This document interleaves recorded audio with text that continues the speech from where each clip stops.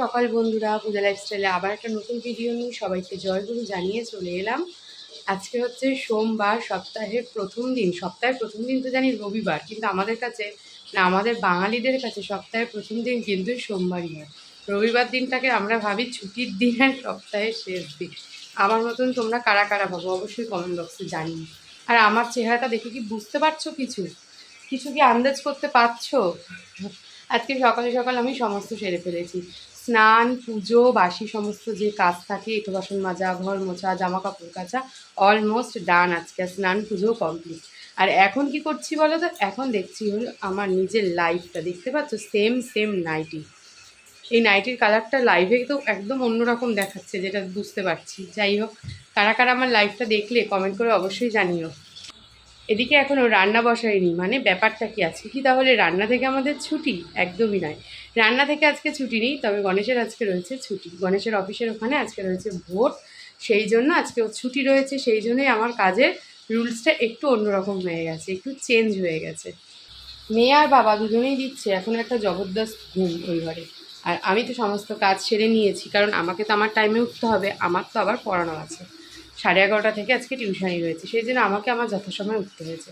তারপর নিয়েছি 1 গ্লাস জল, যে জলটা এখন খাবো। আর খেয়ে দিয়েই কিন্তু রান্না করতে ঢুকে যাব, কারণ এখন যদি রান্না না বসে তাহলে হয়ে যাবে আবার ওদিকে দেরি। এখন এখানে সবার আগে দেবো হচ্ছে মনাকে ওষুধ। তোমাদের তো আগের দিন জানিয়েছি যে মনা এখন যে ওষুধটা খাচ্ছে সেটা হচ্ছে হোমিওপ্যাথিক ওষুধ।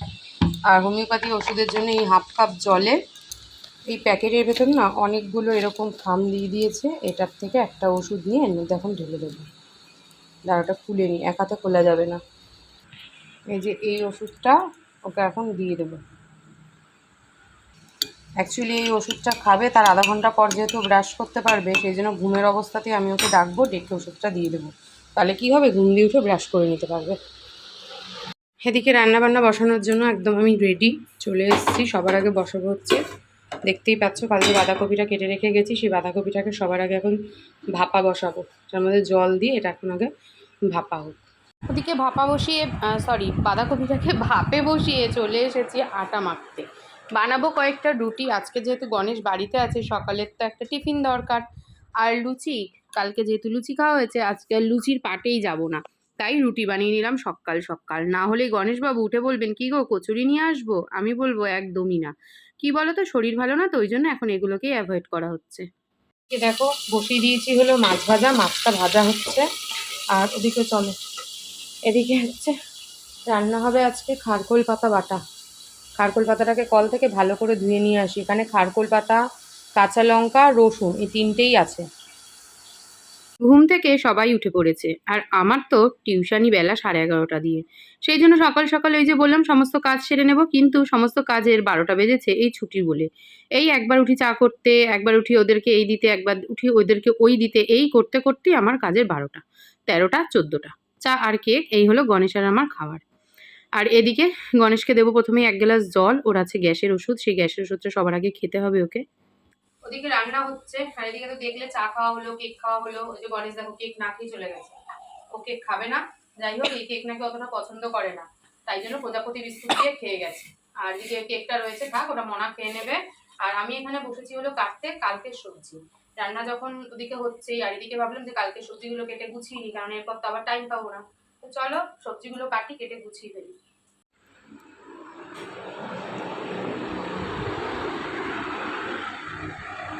এদিকে রান্নাবান্না এখনও মোটামুটি শেষের দিকে, কিন্তু এখনও শেষ হয়নি। ভাতটা বসাতেই আজকে ভুলে গেছিলাম। ওদিকে ভাতটা বসিয়েছি, আর এদিকে মাছটা হচ্ছে। আর এদিকে দেখো সমস্ত বোতল ফোতল খালি, একটা বোতলও ভর্তি নেই, সব ফাঁকা ওখানে। এখন সব কটা বোতলকে আগে ভরি। জারে জল ছিল না, গণেশ এসে জারটাকে উল্টে দিল, মানে জল নিয়ে আসলো, এসে জারটা উল্টে দিল। আর আমি পুরো ঘেমে নিয়ে অস্থির, মাথা পুরো আগুন হয়ে রয়েছে। চলো জলগুলোকে ভরি, ভরে নিয়ে হাবিয়ে গেছি। টেবিল মুছে পরিষ্কার করে নিয়েছি, রান্নাঘরের কাজ মোটামুটি শেষ। এবার যেটা বাকি সেটা হলো এই যে এক ঢাল আলনার জামা কাপড়, এগুলোকে চলো গুছাই, এক্ষুনি আবার সব পড়তে ঢুকবে।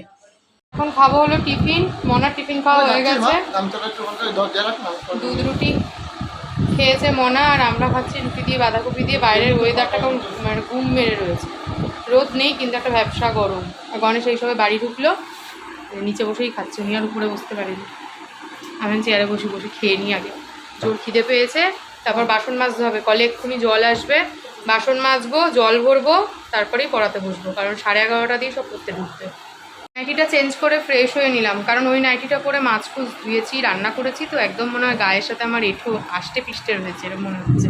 আর বাইরের ওয়েদারটা হয়ে গেছে দারুণ, এদিকে হাওয়া দিচ্ছে আর ওদিকে মনে হচ্ছে বৃষ্টি আসবে আসবে। বৃষ্টি আসবে কি, বৃষ্টি পড়া শুরু হয়ে গেছে অলরেডি, কিন্তু আমি হচ্ছে এখনও জামাকাপড় তুলিনি, একটু জোরে নামলেই জামাকাপড়টাকে তুলবো। আর সব পড়তে আসবে তো কী করে আসবে বুঝতেও পারছি না, কারণ ভালো জোরে বৃষ্টি নেমেছে। আর মনা তো এক্ষুনি রেডি হবে। মনা কোথায় যাবে তোমরা ভিডিওটা দেখতে থাকো, তাহলেই বুঝবে যে এই ঝড় জল বৃষ্টি মাথায় নিয়ে মনা কোথায় যাচ্ছে। মনা কোথায় যাচ্ছে এটাই তো ছিল প্রশ্ন, তাই না? তো চলো বলেই ফেলি। দেখো, মনা পেয়েছে একটা কন্টেনারে বিরিয়ানি আর তার সাথে একটা সুন্দর বই, যেটা মনা এবারে ক্লাস 10-এর ফার্স্ট ইউনিটের ফিজিক্সে স্কুলে টপার হওয়ার জন্য এই গিফটটা পেয়েছে। এটা দিয়েছে ওদের ফিজিক্স স্যার, মানে এলাহি স্যার। তো অনেক ধন্যবাদ সেই স্যারকে, যারা যেই সমস্ত স্যাররা আর কি ছোট ছোট এই সমস্ত জিনিস দিয়ে খুবই উৎসাহিত করে বাচ্চাদের পড়াশোনার জন্য। সত্যি ওনার এই উদ্যোগটা আমার ভীষণ ভালো লেগেছে। এতে পড়াশোনা করার অনেক বেশি ইন্টারেস্ট কিন্তু ওদের বেড়ে যায়।